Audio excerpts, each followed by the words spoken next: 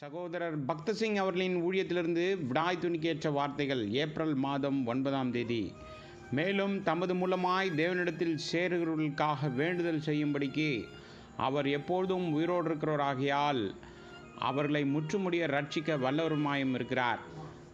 எபிரேயருக்கு நிருபம் 7வது அதிகாரம் 25வது வசனம்.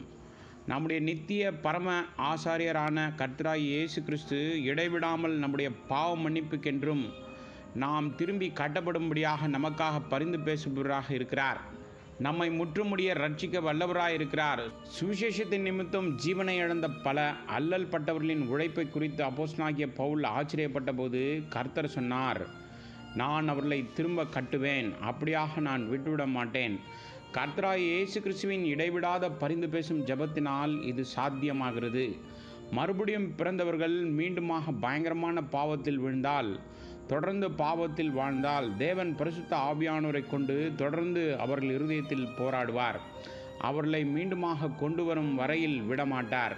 அவர் தனது தொடர்ச்சியான ஜெபத்தின் மூலம் இதை செய்வார். விசுவாசிகள் சக விசுவாசிகளை மறக்கலாம், ஆனால் இயேசு கிறிஸ்து ஒருபொழுதும் கைவிட மாட்டார். சானிட்டோரியம் என்ற இடத்தில் ஒரு நோயாளி இருதய கடினத்தினால் தேவனுடைய வார்த்தையை ஏற்க மறுத்து காணப்பட்டார்.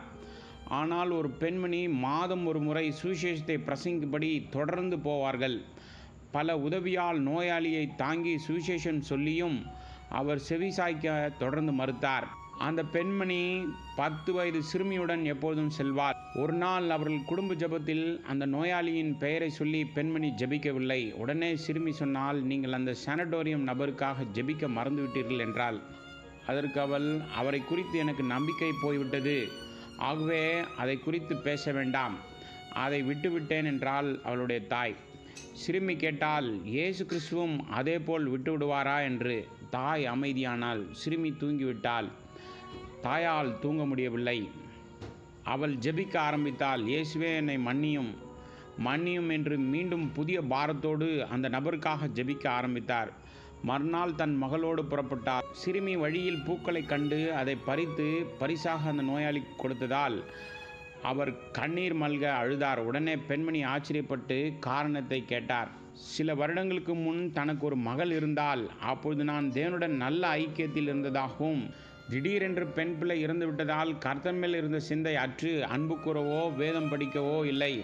அதனால்தான் நீங்கள் சுவிசேஷத்தை சொன்னபோது நான் செவிசாய்க்கவில்லை. தேவன் அன்பின் தேவன், ஏன் எனக்கு இப்படி நடந்தது என்றான்.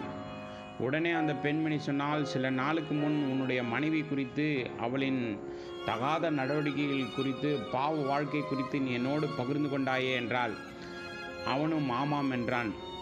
ஒருவேளை உன் பிள்ளை வளர்ந்து உன் மனைவியின் பாவ வாழ்க்கையில் சீரழிந்து போயிருப்பாள். ஒருவேளை தேவன் அவளை பாதுகாக்கும்படி எடுத்து கொண்டிருக்கலாமே என்றாள். உடனே நோயாளியும் இதை நான் சிந்திக்கவே இல்லை என்று சொல்லி அன்று முதல் மனம் திரும்பினான். நாம் அறியாமலேயே தேவன் நமக்காக பரிந்து பேசிக் கொண்டிருக்கிறார்.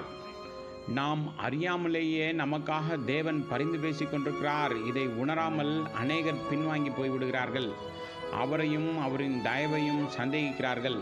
ஆனால் இயேசு கிறிஸ்து ஒருபோதும் கைவிட மாட்டார். அவர் தொடர்ந்து நமக்கு பரிந்து பேசிக்கொண்டே இருப்பார்.